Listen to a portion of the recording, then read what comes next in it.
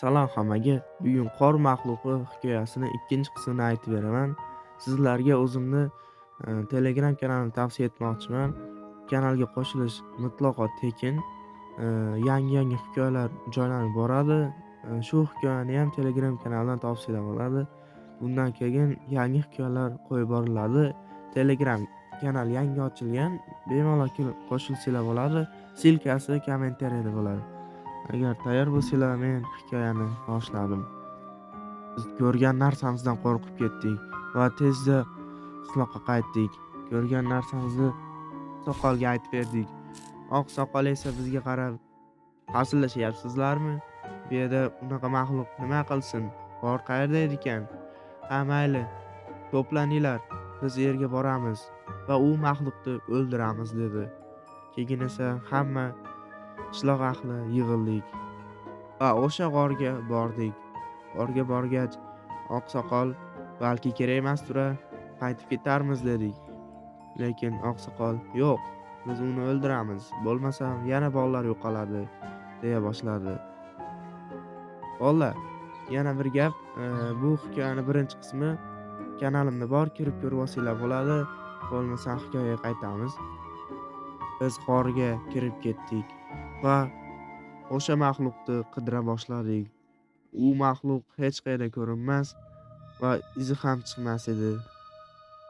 Keyin esa bir shovqindan qo'rqib ketdik. Nimadirdi baqirgan ovoz eshitildi va o'sha yerga yana yugura boshladik. Bu yerda bo'yi 4 metr keladigan qandaydir maxluq turar edi. Oqsoqol "Hamma qochsin, bu bilan olishni foydasi yo'q, qochinglar" deb baqira boshladi va biz oqsoqolni olib yerdan tezda qocha boshladik. G'ordan chiqdik va qishloqqa qaytib ketdik. Qishloqqa qaytib kelgach, bunaqada ish bitmaydi. Unga ko'pchilik borishi kerak. Bo'lmasam holimizga voy. Keyin esa biz reja tuza boshladik. O'sha maxluqni o'ldirmasak bo'lmasdi.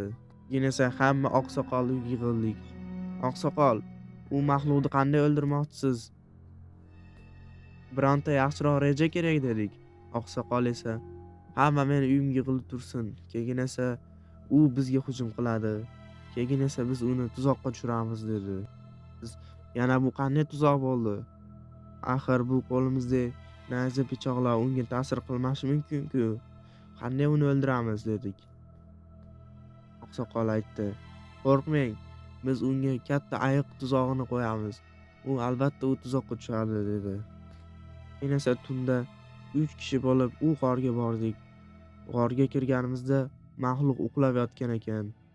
Uning boshiga nayza tiqib ko'rdik, lekin u o'lmadi. Aksincha, u bizni qo'ylab ketdi. Biz qishloqqa qarab qocha boshladik. U esa biz orqamizdan qolmasdan ta'qib qilib kelardi. Keyin esa biz qishloqqa yetib keldik. "Hamma tayyorlansin, u bizni qo'ylab kelyapti" dedik. Keyin esa aholi "Ha mayli" deb hamma qo'liga olgan narsa, pichoq, bolta, nima qo'liga kelsa hamma narsani ko'tarib chiqdi va taxminan 20-22 kishi bo'lib u bilan olishdik.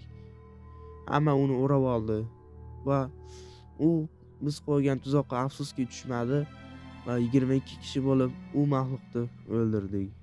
Shu bilan hikoyamizni tamom. Bu hikoya to'g'risi o'zim yozdim. Bundan keyin yana bitta hikoya yozaman. Bu xullas 3-qismi chiqadi bu hikoyani ham. Hozircha xayr.